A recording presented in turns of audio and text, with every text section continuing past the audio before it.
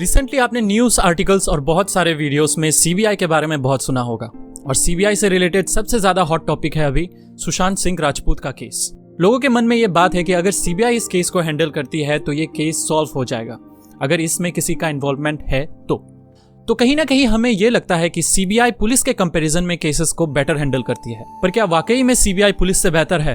तो आज हम इस वीडियो में देखेंगे कि क्या कुछ डिफरेंसेस है सीबीआई इन्वेस्टिगेशन और पुलिस इन्वेस्टिगेशन के बीच में। ऐसा क्या रीजन है कि हम सीबीआई को सुपीरियर मानते हैं पुलिस के against. Central bureau of investigation originate हुआ था स्पेशल पुलिस एस्टेब्लिशमेंट से, जिसको 1941 में गवर्नमेंट ऑफ इंडिया ने सेटअप किया था। उस समय इस एस्टेब्लिशमेंट का मेन फंक्शन था ब्राइबरी यानी घूसखोरी और करप्शन के केसेस को इन्वेस्टिगेट करना, क्योंकि तब वर्ल्ड वॉर 2 चल रहा था और सप्लाई डिपार्टमेंट ऑफ इंडिया बहुत सारे इकोनॉमिक ट्रांजैक्शंस कर रहे थे। जब वर्ल्ड वॉर 2 खत्म हुआ तब गवर्नमेंट को ये रियलाइज हुआ कि घूस और करप्शन के केसेस अभी भी चल रहे हैं और एक सेंट्रल गवर्नमेंट एजेंसी की जरूरत पड़ेगी जो इन केसेस को इन्वेस्टिगेट करेगी। इसलिए the Delhi special police establishment act 1946 बनाया गया, जिससे उनके फंक्शंस को और भी बढ़ाया गया ताकि गवर्नमेंट ऑफ इंडिया के सभी डिपार्टमेंट्स को वो कवर कर। बाद में यही department central bureau of investigation के नाम से पॉपुलर हो गई। करंटली सीबीआई के 3 डिविजन्स है। पहला एंटी करप्शन डिवीजन, जो सेंट्रल गवर्नमेंट के अगेंस्ट होने वाले करप्शन के केसेस को इन्वेस्टिगेट करती है। ये सीबीआई का सबसे बड़ा डिवीजन है और ये ऑलमोस्ट सभी स्टेट्स में मौजूद है। दूसरी है इकोनॉमिक ऑफेंस डिवीजन, जो फाइनेंशियल स्कैम्स और सीरियस इकोनॉमिक फ्रॉड्स जैसे fake currency notes, bank frauds और साइबर क्राइम जैसे केसेस को इन्वेस्टिगेट करती है। और तीसरी है स्पेशल क्राइम डिवीजन, जो सीरियस, सेंसेशनल और ऑर्गेनाइज्ड क्राइम के अगेंस्ट इन्वेस्टिगेट करती है।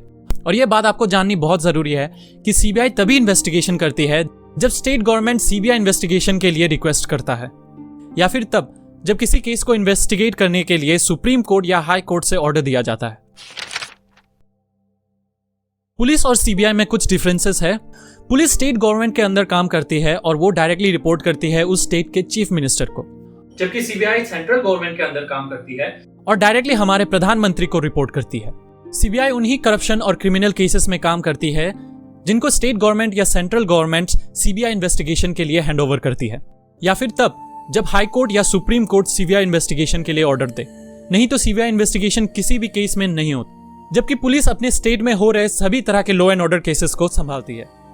पुलिस के सभी ऑफिसर्स को स्टेट गवर्नमेंट अपॉइंट करती है, सिवाय आईपीएस ऑफिसर्स के, जिन्हें सेंट्रल गवर्नमेंट अपॉइंट करती है, पर वो काम करता है स्टेट गवर्नमेंट के अंदर।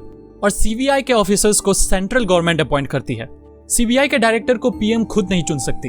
एक कमेटी बनाई जाती है जिसमें प्राइम मिनिस्टर, ऑपोजिशन के लीडर्स और चीफ जस्टिस ऑफ इंडिया या फिर सुप्रीम कोर्ट का एक जज, जिन्हें chief justice of India recommend करे, और यही कमेटी सीबीआई के डायरेक्टर को अपॉइंट करती है।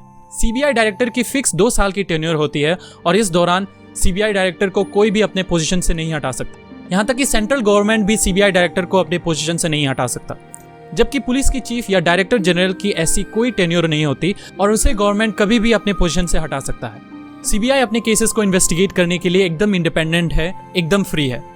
वो सेंट्रल गवर्नमेंट के कोई भी एम्प्लॉई, टॉप ब्यूरोक्रेट्स, मिनिस्टर्स और यहाँ तक कि सुप्रीम कोर्ट और हाई कोर्ट के जजेस से भी इन्वेस्टिगेशन कर सकती है। और ये सभी सीबीआई बिना किसी के परमिशन की कर सकती है। जबकि ज्यादातर स्टेट्स में पुलिस को इन्वेस्टिगेशन करने से पहले स्टेट गवर्नमेंट का अप्रूवल लेना मैंडेटरी रखा गया है। यह मानना सही भी है कि सीबीआई कोई भी इन्वेस्टिगेशन पुलिस से बेहतर कर सकती है, क्योंकि सीबीआई कुछ ही चुनिंदा केसेस को इन्वेस्टिगेट करती है, जबकि पुलिस के पास बहुत सारे केसेस होते हैं। इससे पुलिस के ऊपर वर्कलोड बढ़ जाता है और इनकी एफिशिएंसी कम हो जाती है।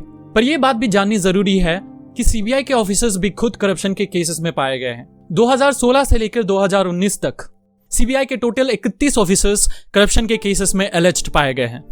ऐसे बहुत सारे रिपोर्ट्स भी आए हैं जिनमें यह दावा किया गया है कि पॉलिटिकल पार्टीज जो पावर में है वो सीबीआई को मैनिपुलेट करती है, अपने फेवर में यूज करती है। तो क्लियरली सीबीआई की रिलायबिलिटी पूरी 100% नहीं मानी जा सकती। मुझे लगता है कि ऐसी कोई बात नहीं है कि पुलिस वो नहीं कर सकती जो सीबीआई कर सकती है। इनफैक्ट पुलिस भी उतना ही केपेबल है जितना सीबीआई है कोई भी केस को सॉल्व करने के लिए। पर अगर हम सीबीआई और पुलिस के लोड ऑफ वर्क को देखें, जैसे पुलिस को लॉ एंड ऑर्डर, सिक्योरिटी, नाकाबंदी जैसे तमाम चीजों को संभालना पड़ता है, जबकि सीबीआई सिर्फ और सिर्फ इन्वेस्टिगेशन करती है, तो पुलिस की एफिशिएंसी कम होने की वजह साफ दिखाई देती है। साथ ही सीबीआई के पास पावर और एडवांटेजेस थोड़ी ज्यादा है पुलिस के तुलना में, जिससे सीबीआई केसेस को इन्वेस्टिगेट करने में थोड़ी और सक्षम है। और पर्सनली मुझे ये लगता है कि सेंसिटिव केसेस जिनमें पुलिस इनकेपेबल दिखाई दे तो उन केसेस को सीबीआई को हैंडओवर कर देनी चाहिए, खासकर तब जब पूरा देश सीबीआई इंक्वायरी की मांग कर रही हो।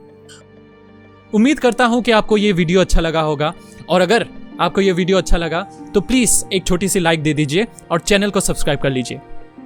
मुझे आपके सपोर्ट से बहुत खुशी मिलेगी। मैं हूं प्रेमजीत, मिलते हैं अगली वीडियो में।